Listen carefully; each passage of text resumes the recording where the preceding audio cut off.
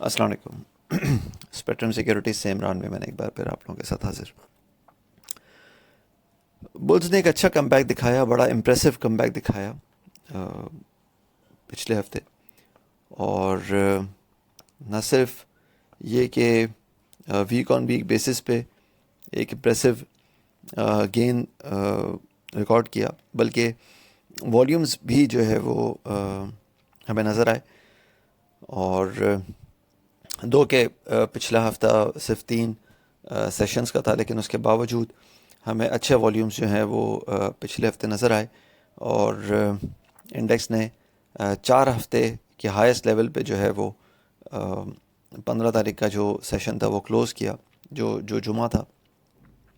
और अगर हम पिछले 5 हफ्तों का रिव्यू करें तो 13 जून को जो हफ्ता स्टार्ट हुआ था वो बुलिश था। उसके बाद 20 जून को जो हफ्ता स्टार्ट हुआ, जो 24 जून को क्लोज़ हुआ, वो नेगेटिव था। उसके बाद एक हफ्ता, अगला हफ्ता जो था वो पॉजिटिव था, फिर उसके बाद अगला हफ्ता नेगेटिव था, और अब अगला हफ्ता फिर पॉजिटिव हुआ।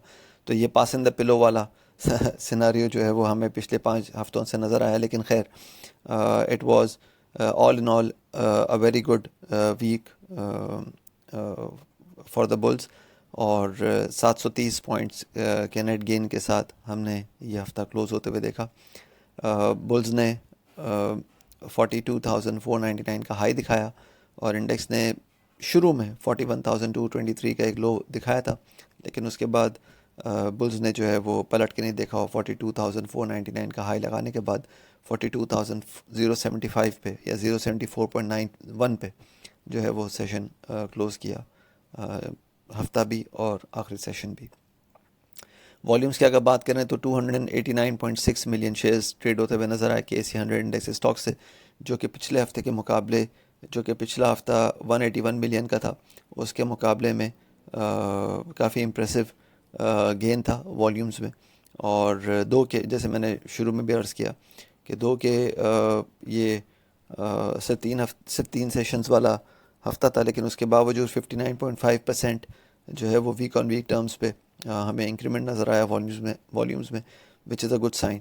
लेकिन साथ साथ अगर हम रियलिस्टिकली बात करें तो अगेन जो प्राइस एक्शन वर्सेस वॉल्यूम, जो कि मैं शायद पिछले कुछ नहीं तो 2-2.5 महीने से मैं रेगुलरली ये बात किए जा रहा हूँ कि प्राइस एक्शन वर्सेस वॉल्यूम यही बता रहा है कि जब हाई साइड पे वॉल्यूम आता है और थोड़ी सी मार्केट जो है वो अपर विक बना के नीचे क्लोज करती है, तो इसका मतलब यही होता है कि सेलिंग ऑन हाइज या डिस्ट्रीब्यूशन एट हाइज हुआ है।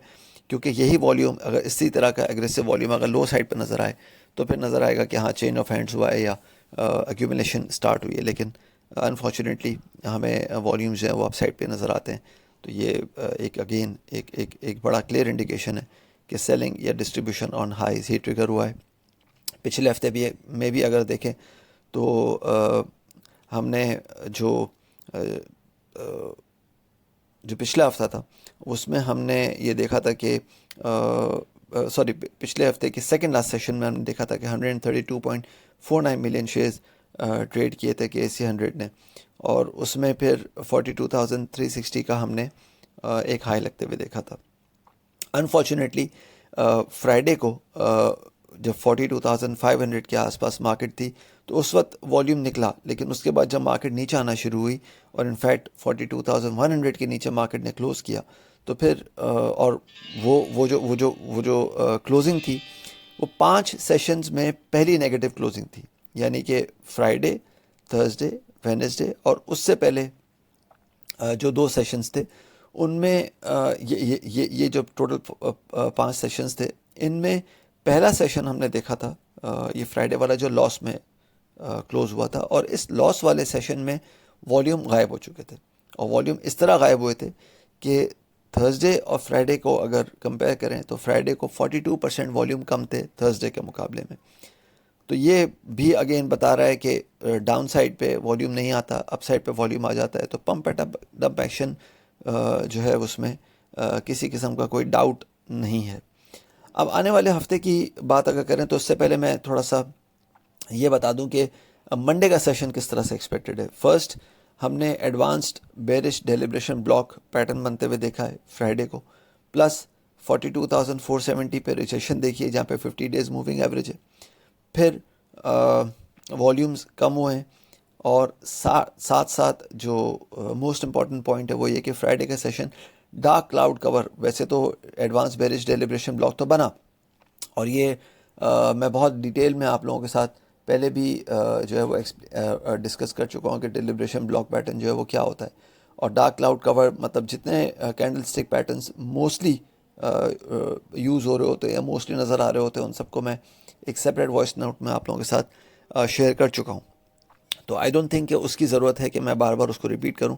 लेकिन फ्राइडे को भी डार्क क्लाउड कवर बनाया, तो ये कलेक्टिवली ये बता रहे हैं कि इंडेक्स ने, और प्लस जो मैंने कुछ दिन पहले अगर आप मेरे ट्विटर पेज को क्लोजली फॉलो कर रहे हैं, रेगुलरली फॉलो कर रहे हैं, तो 30 जून को मैंने एक स्नैपशॉट आप लोगों के साथ KSE 100 का शेयर किया था। अपने प्रीमियम क्लाइंट्स के साथ तो व्हाट्सएप पे शेयर किया ही था, लेकिन साथ साथ ट्विटर फॉलोअर्स के लिए भी मैंने ये एक चार्ट पैटर्न शेयर किया था, और वो मैंने बताया था कि KSE 100 में एक हेड एंड शोल्डर्स पैटर्न बनता हुआ नज़र आ रहा है। अच्छा, उस वक्त अगर आपने नोट किया हो, अगर आपने क्लोजली मॉनिटर किया हो उस पेज को, तो हम राइट शोल्डर की तरफ तो गए भी नहीं थे। ये सिर्फ और सिर्फ एक हेड बनता हुआ नज़र आया था। इनफैक्ट हेड भी कंप्लीट नहीं हुआ था, और उसमें मैंने बताया था कि मार्केट में एक चांस है, ये 30 जून की बात कर रहा हूँ मैंने बताया था कि देयर इज़ अ चांस कि मार्केट 42,300 या 350 तक कहीं एक टॉप बनाते हुए नज़र आए, और उसके बाद फिर जो है हम एक राइट शोल्डर की डेवलपमेंट देखेंगे, और वहाँ से फिर चीज़ें जो है वो दोबारा नीचे नज़र आते हुए नज़र आएंगी।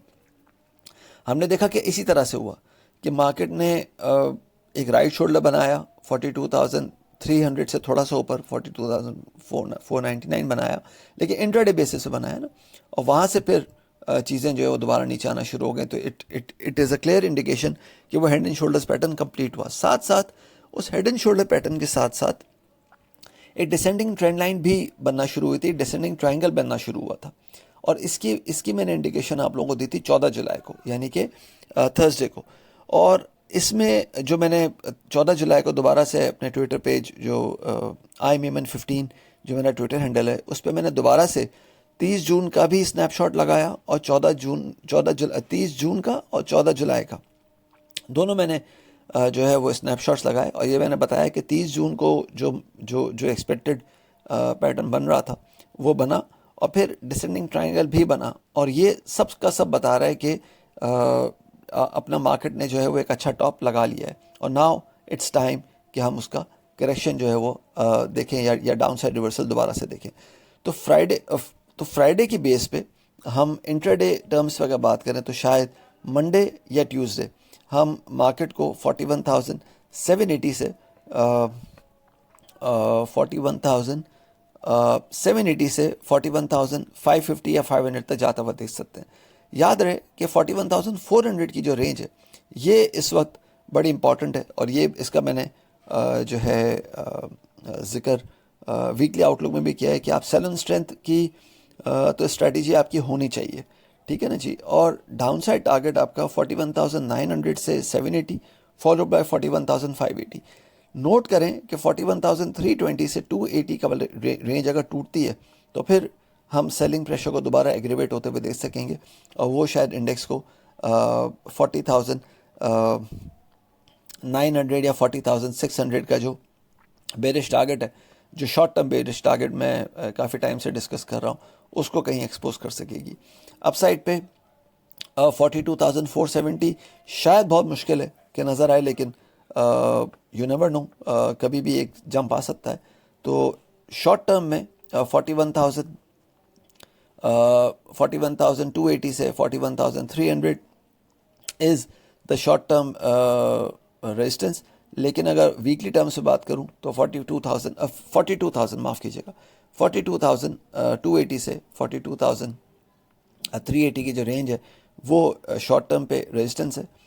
लेकिन अगर वीकली टर्म से बात करूं तो 42,470 से 670 की जो रेंज है वो स्ट्रॉन्ग रेजिस्टेंस बता रही है, जबकि 42,940 की जो लेवल है वो बहुत ही मुश्किल है कि मार्केट कहीं टेस्ट करे, लेकिन अगर करती है तो वो हफ्ते का ही नहीं बल्कि शायद महीने का हो सकता है कि हम टॉप देखें। अपना ख्याल रखिएगा, अपनी राय से प्लीज़ ज़रूर आगाह कीजिएगा। थैंक यू, अल्लाह हाफ़िज़।